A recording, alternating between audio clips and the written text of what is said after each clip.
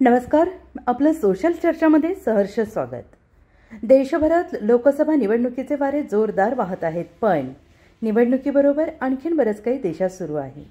नुकताच कर्नाटकमधील हुबळीमध्ये एका महाविद्यालयीन विद्यार्थिनीचा खून झालाय। ही मुलगी काँग्रेस पक्षाचे नगरसेवक निरंजन हिरेमठ यांची मुलगी होती। तिचं नाव नेहा हिरेमठ असून महाविद्यालयीन शिक्षण ती घेत होती। नेहाच्या आयुष्यात नंतर जे काही झालं ते हादरवून टाकणारं होतं। 23 वर्षीय नेहा ही हुबळीमधील एका महाविद्यालयात MCAचं शिक्षण घेत होती। तिच्याच महाविद्यालयात फैयाज देखील शिक्षण घेत होता। पण मग अचानक फैयाजने नेहाचा खून का केला? त्या दिवशी नेमकं काय घडलं? कोण म्हणतं लव जिहाद, तर कोण सांगतं आणखीन काहीतरी। पण नेहासोबत नक्की काय घडलं हेच आपण या व्हिडिओच्या माध्यमातून जाणून घेणार आहोत। आणि हेच जाणून घेण्यासाठी हा व्हिडिओ शेवटपर्यंत नक्की पहा। तत्पूर्वी आमचे नवनवीन व्हिडिओ आपल्यापर्यंत पोहोचण्यासाठी आमच्या चॅनेलला सबस्क्राईब करा। तर ही नेमकी घटना काय आहे हे पाहूया। कर्नाटकमधल्या हुबळी येथील एका कॉलेजमध्ये शिकणाऱ्या काँग्रेस नगरसेवकाच्या 23 वर्षीय मुलीचा खून 18 एप्रिल 2024 रोजी करण्यात आला। फैयाज नावाच्या मुलाने चाकूने भोसकून तिला ठार केले, त्यानंतर तो फरार झाला।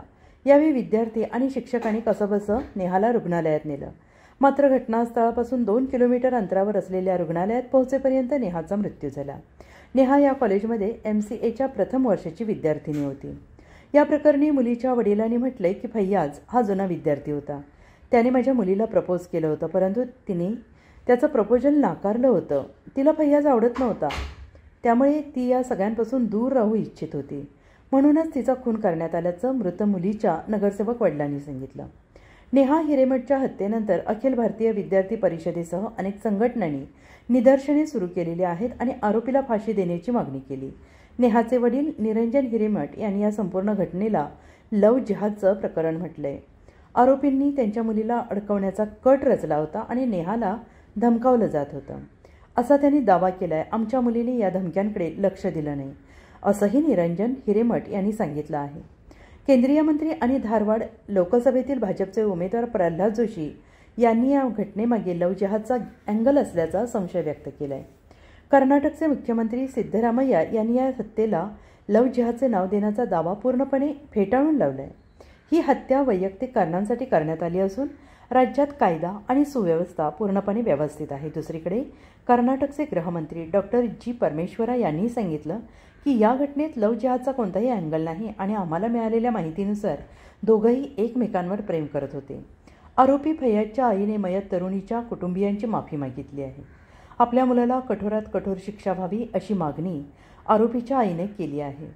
व्यवसायाने शिक्षिका असलेल्या फैयाजची आई मुमताज म्हणाली, माझ्या मुलाने जे काही केलंय त्याबद्दल मी कर्नाटकातील लोकांची आणि नेहाच्या कुटुंबाची माफी मागते।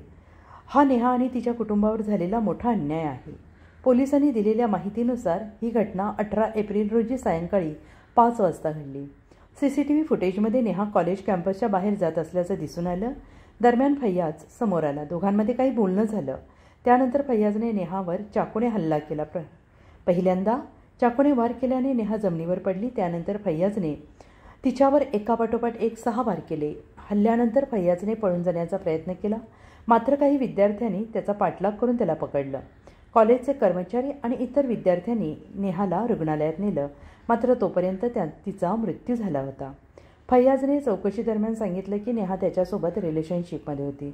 अचानक काही दिवस ती त्याच्यापासून दूर राहू लागली, त्यामुळेच त्याने ही घटना घडवली। बरं, तुम्हाला आमचा हा व्हिडिओ कसा वाटला हे आम्हाला कमेंट करून नक्की कळवा।